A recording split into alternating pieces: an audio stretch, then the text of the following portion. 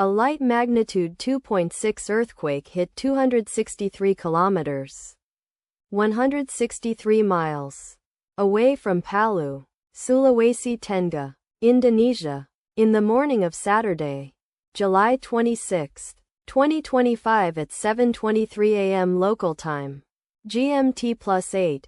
The depth of the quake could not be determined, but is assumed to be shallow. The quake was not felt, or at least not reported so. First to report, EMSC after 19 minutes. Data source from Volcano Discovery. Did you feel it? Let us pray. May the earthquake that occurred not affect our brothers and sisters there. May the earthquake not happen again.